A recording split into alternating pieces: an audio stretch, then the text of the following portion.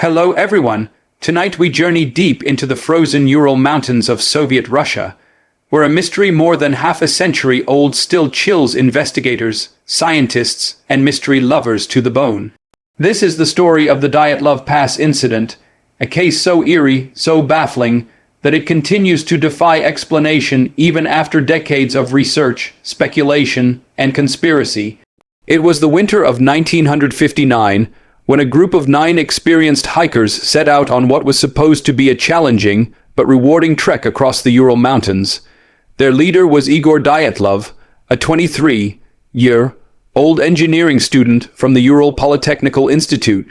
His companions were a mix of engineering and science students, all in their early 20s, with one older member, a 37-year-old war veteran. Each of them was skilled in survival, mountaineering, and navigating harsh conditions. This was not a group of amateurs, but one of the most prepared hiking teams you could imagine. The group began their expedition in late January, heading toward Mount Otorten, a peak whose name in the indigenous Mansi language ominously translates to "don't go there." At the time, this was just a curious coincidence, but in hindsight, many point to this as a chilling warning of what was to come.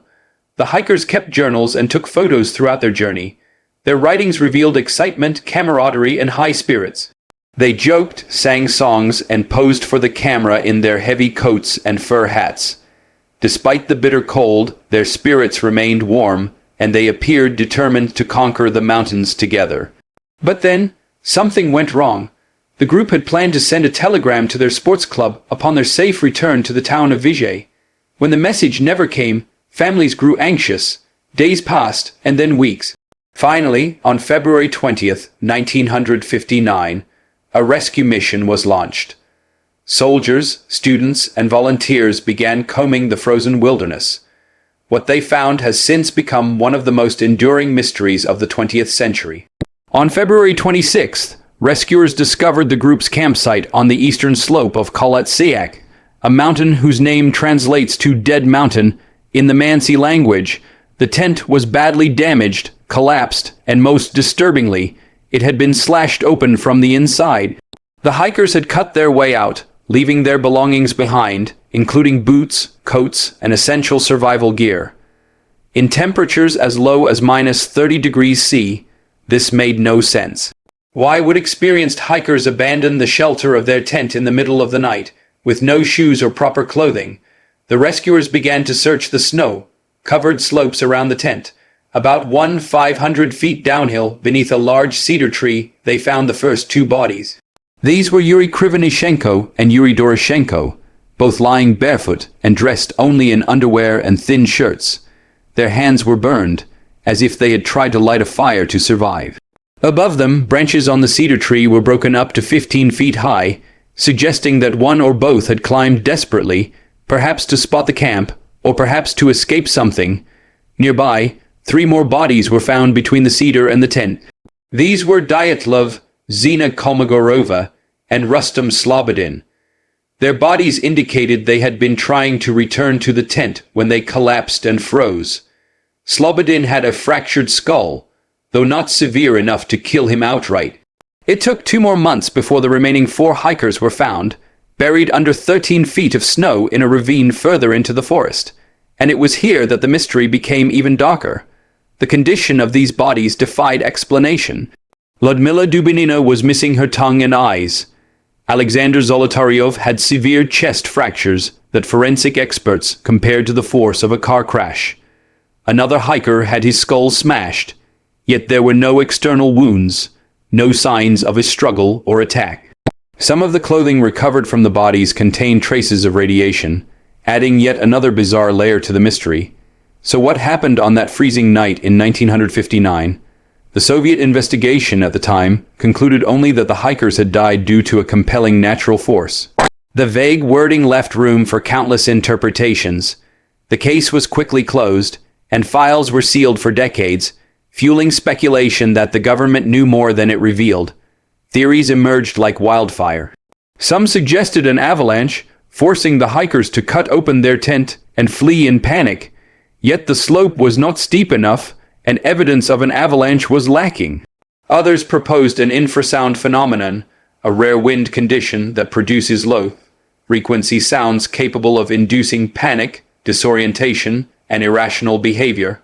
Could the hikers have fled in terror under the influence of such sound waves? Still others pointed to military involvement. The Ural Mountains were not far from areas used for secret Soviet weapons testing. Some believe the hikers stumbled upon an experimental test, perhaps involving parachute mines or radiation-based weapons. This might explain the unusual injuries, the radiation traces, and the government's secrecy. But why was no shrapnel or burn damage found? Then came the paranormal theories. Some claimed the hikers were attacked by a Yeti, a legendary snow creature rumored to haunt the Urals. Others spoke of UFO, pointing to reports of strange orange lights in the sky around the time of the incident. Indeed, some locals reported glowing orbs in the sky during those weeks, though whether they were meteors, flares, or something else remains unknown. Each theory answers some questions but leaves others hanging. Why slash the tent from inside? Why leave in socks and thin clothes, knowing certain death awaited in the snow? How did some bodies sustain injuries far too severe for a fall, yet with no external bruises? Why radiation? Why mutilations? The Dyatlov Pass Incident quickly transcended being just a tragedy. It became a legend, a chilling riddle written in snow and silence. Families of the victims demanded answers, but even today, none satisfy. The pass itself was later renamed Dyatlov Pass in honor of the leader, forever tying his name to the mystery. The Dyatlov Pass Incident has baffled experts for decades, but it is the sheer strangeness of the evidence that makes it one of the most terrifying unsolved mysteries of the modern age. To fully grasp the enigma, we must look deeper into the theories, scientific, natural, and supernatural, that have been proposed to explain why 9 experienced hikers walked into the freezing night, leaving behind the safety of their tent, only to meet horrific and inexplicable ends. One of the most widely accepted explanations is the avalanche theory. The idea is simple. Snow collapsed onto the tent, forcing the hikers to slash their way out in panic. They fled to avoid being buried alive, only to freeze in the brutal cold. This theory regained popularity in 2019 when Russian authorities reopened the case and leaned toward avalanche as the official explanation. But here's the problem. There was little evidence of an avalanche. The slope was mild, less than 30 degrees, and the tent remained partially visible above the snow when found. If an avalanche had occurred, it should have buried everything.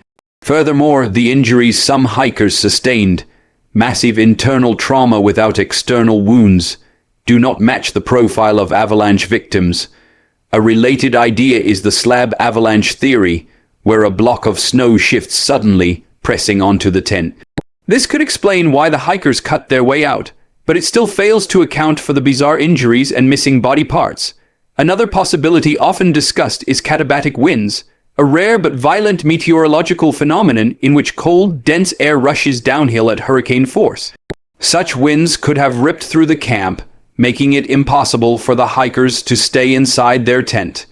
In the chaos, they may have tried to escape the danger, only to be scattered and killed by exposure. While terrifying, this theory also leaves gaps.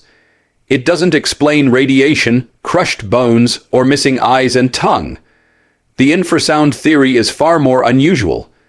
Infrasound refers to low-frequency sound waves below the range of human hearing that can cause dizziness, nausea, and panic. Some researchers suggest the shape of the mountains and the fierce winds may have created such waves, driving the hikers into a state of irrational terror. In this theory, they slashed open their tent to escape a danger that only their bodies sensed, not their minds. But again, the injuries remain unexplained, and the theory borders on speculation. Then comes the possibility of military involvement. The Soviet Union in 1959 was in the height of the Cold War, conducting secret experiments and weapons tests. Some believe the hikers stumbled into a testing area, perhaps involving parachute mines dropped from planes.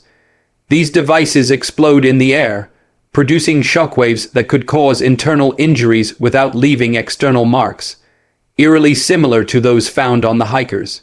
Witnesses in nearby villages reported strange orange orbs in the sky around the same time, possibly flares or explosions. Radiation traces on the hikers' clothing also fuel suspicion of military involvement. But the Soviet government quickly closed the case, refused transparency, and discouraged discussion, which makes this theory both plausible and unsettling. Of course, the supernatural theories cannot be ignored, for they capture the imagination more than any scientific guess.